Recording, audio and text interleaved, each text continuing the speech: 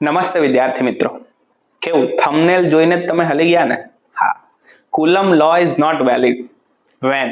ક્યારે કુલમનો લો વેલિડ નહીં થાય? મેં તમને પહેલા પણ કીધું હતું આગલા વિડીયોની અંદર કે કુલમ લો એ હંમેશા માટે સાચો નથી.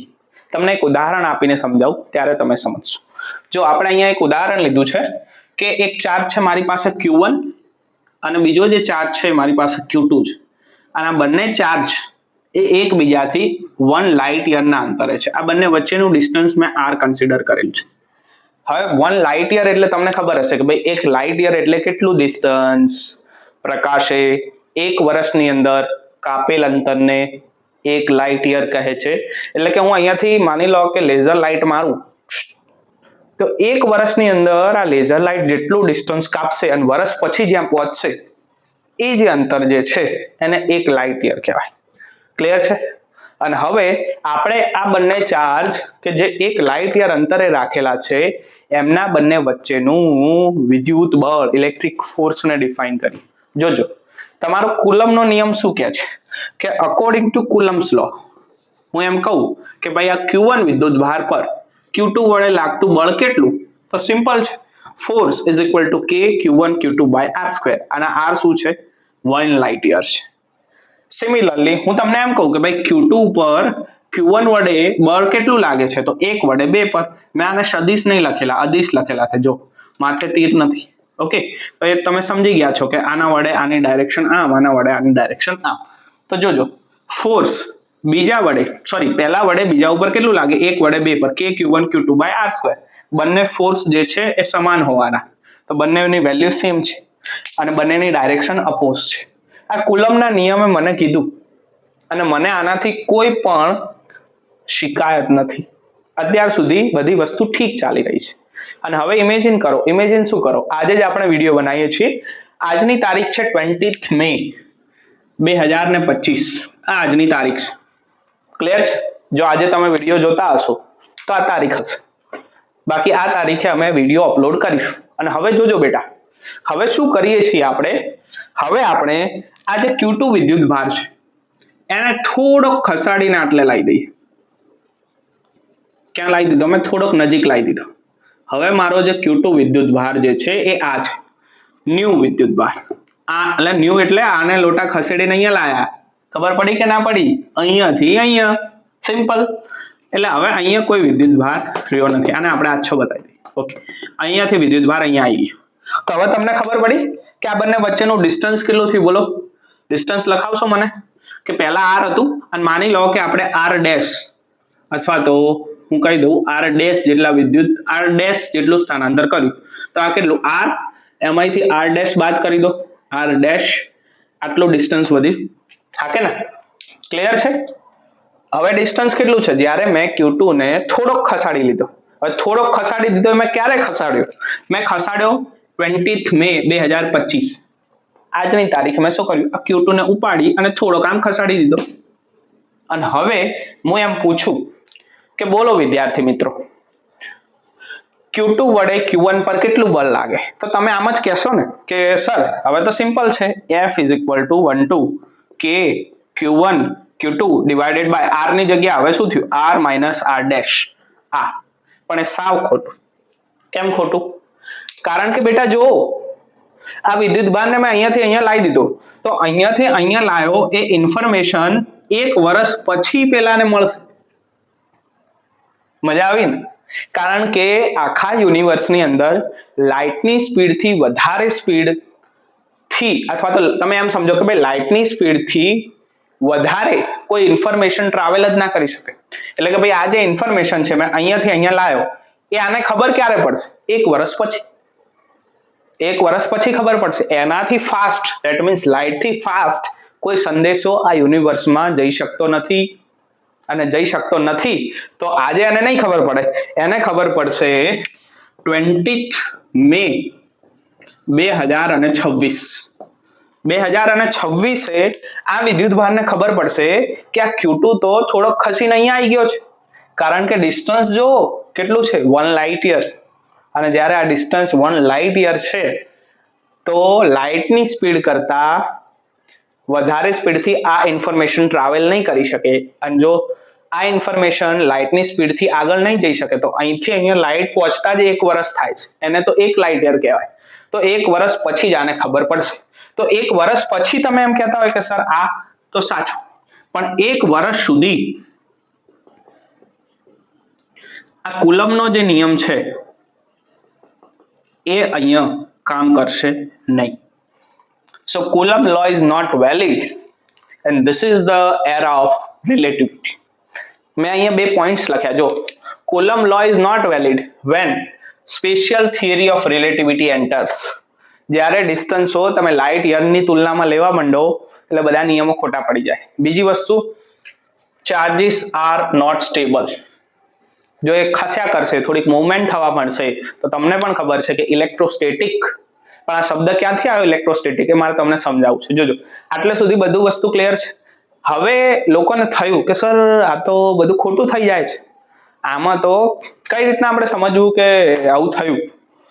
પછી ખબર પડી અત્યાર સુધી ન્યૂટન એ સાવ ખોટો છે. જો તમને પેલું પિક્ચર યાદ હોય કે ન્યૂટન એવું સમજતો કે જે આ વિદ્યુતભાર અહીંથી અહીંયા આવી ગયો, તો આ Q1 વિદ્યુતભારને ક્યારે ખબર પડશે કે આ ખસી ગયો? ન્યૂટન એવું સમજતો તરત, ઇન્સ્ટન્ટ. અને instant it is wrong. Faraday, Maxwell એ બધા આવીને આપણને ઇલેક્ટ્રિક ફિલ્ડનું મહત્વ સમજાવશે કે ભાઈ આ બંને એકબીજા ઉપર બળ લગાડે છે, તો એમને એમ કોઈ નહીં લગાડતા. આ વિદ્યુતભાર અને આ વિદ્યુતભાર, જેમ કે હું અહીંયા અમુક ડ્રો લાઈન કરું, જો આ વિદ્યુતભાર એ પોતાનામાંથી કંઈક છોડે છે, પછી આ કન્સેપ્ટ આવ્યો કે જે ઇલેક્ટ્રિક ફિલ્ડ કહેવાય. દેખો ચારે બાજુ, આ ચારે બાજુ ઇલેક્ટ્રિક ફિલ્ડ, અને હું અહીંયા મોટા એરો કરું તો અહીંયા આ જે ગીચતા જે છે ત્યાં આગળ ઇલેક્ટ્રિક ફિલ્ડ વધારે છે, અને જેમ જેમ તમે દૂર જતા જાઓ છો તેમ તેમ ઇલેક્ટ્રિક ફિલ્ડની જે ઇન્ટેન્સિટી જે છે એ ઓછી થતી જાય છે. અહીંયા ઓછી છે, અહીંયા થોડીક વધારે છે, અહીંયા જે છે એ ઓછી છે, આની તુલનામાં અહીંયા જે છે એ થોડીક વધારે છે. ક્લિયર છે? એવી રીતના હું બ્લેક પણ દર્શાવી શકું કે ભાઈ આ વિદ્યુતભાર, આ વિદ્યુતભારની આવી રીતના સેમ અહીંયાથી આમ ઇલેક્ટ્રિક ફિલ્ડ છે, અહીંથી આમ ઇલેક્ટ્રિક ફિલ્ડ છે. લોકોને સમજાયું કે ભાઈ કુલમ્બના નિયમથી તો આપણે હવે બધી વ્યાખ્યાઓ નહીં કરી શકીએ ફોર્સની, અને પછી ઇલેક્ટ્રિક ફિલ્ડનો કન્સેપ્ટ ઇન્ટ્રોડ્યુસ કરવામાં આવ્યો. હવે જોજો ભાઈ, હવે હું પૂછું કે જ્યારે તમારી પાસે આ બ્લેક એટલે પહેલાની પોઝિશન 20th મે 2025 Q2 ચાર્જ અહીંયા હતો, તારે ફોર્સ કેટલું? તો કે ભાઈ આટલું. અને હવે જોજો આપણે ફિલ્ડનો કન્સેપ્ટ લાયા આપણે, ધેટ મીન્સ મેક્સવેલ, ફેરાડે, અને જે નવું પિક્ચર મેં પેલા ઇન્ટ્રોડક્શન વિડીયોની અંદર દોરીને બતાવ્યું કે જ્યારે બે વિદ્યુત ભારો એકબીજા પર ફોર્સ લગાડે છે, બળ લગાડે છે, તો ઇલેક્ટ્રિક ફિલ્ડના થ્રુ લગાડે છે, અને આ ક્ષેત્ર જવાબદાર છે બળ લગાડવા માટે. તો જ્યારે Q2 વિદ્યુતભાર 20 મે 2025 અહીંયા હતો, એને આપણે આ જ તારીખે સેજ ખસાડીને અહીંયા લાવી દીધા. તો થયું શું કે અહીંયા ઓછું ફિલ્ડ હતું, અને અહીંયાથી સેજ અહીંયા લાવ્યો તો એને ખબર પડી કે ઓ હું તો થોડા સ્ટ્રોંગ ફિલ્ડની અંદર આવી ગયો છું. તો Q2 ને તો તરત ખબર પડી ગઈ. કેમ? કારણ કે ફિલ્ડના થ્રુ Q into E. આ E જે છે એ થોડુંક વધ્યું, સ્ટ્રોંગ થયું, અને સ્ટ્રોંગ થયું તો આને તો ખબર પડી ગઈ, તો હવે આના ઉપર ફોર્સ કેટલું લાગવા માંડ્યું? E ના પ્રોપોર્શનલની અંદર Q. પછી તમે E ને વ્યાખ્યાયિત કરશો કે Q2 divided by R minus R dash નો સ્ક્વેર, અને તમે જોશો તો આ એ જ છે Q1 Q2 divided by R minus R dash નો સ્ક્વેર. મેં થોડુંક રફ લખ્યું છે, પણ તમે સમજો કે ભાઈ Q2 વિદ્યુતભારને સહેજ ખસેડ્યો તો એને ખબર પડી કે કહો મારું જે ઇલેક્ટ્રિક ફિલ્ડ આનાથી હતું એના કરતા સહેજ અહીંયા વધારે છે, તો આ તો સમજી ગયો કે હું થોડાક સ્ટ્રોંગ વિદ્યુતભારમાં આવ્યો તો મારું ફોર્સ બદલાઈ ગયું. હવે મારું ફોર્સ આ નથી રહ્યું, હવે મારું ફોર્સ આ થઈ ગયું છે કે Q1 Q2 divided by R minus R dash square, કારણ કે હવે ડિસ્ટન્સ કેટલું છે? R minus R dash. પણ હવે અહીંયાથી અહીંયા લાવ્યો તો આ જે વિદ્યુતભાર જે છે એ પોતાનું ફિલ્ડ છે, અને આ જે ખસી ગયું એ ફિલ્ડ અહીંયા પહોંચતા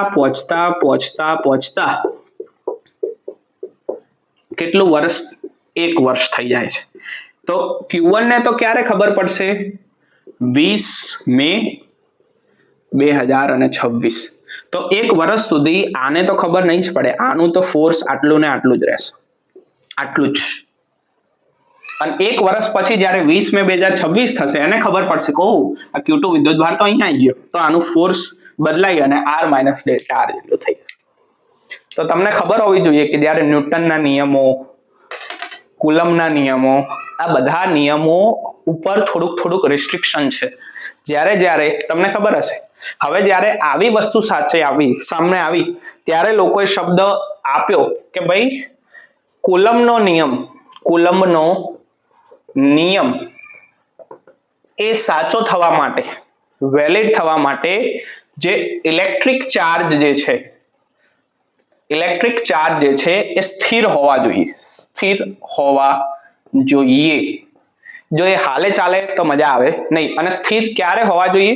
તો જેમ કે આ સ્થિર તો થઈ ગયું, તમે તો અહીંયાથી અહીંયા સ્થિર થઈ ગયો, પણ આની અંદર એક વધારે લાઈન છે કે અમુક સમય પહેલાથી જ સ્થિર હોવા જોઈએ. આના માટે કેટલો સમય છે? એક વર્ષ પહેલા જો આ સ્થિર હશે તો તમે ફોર્સ ડિફાઇન કરી શકશો, કારણ કે પહોંચતા એક વર્ષ થઈ જાય છે સંદેશો.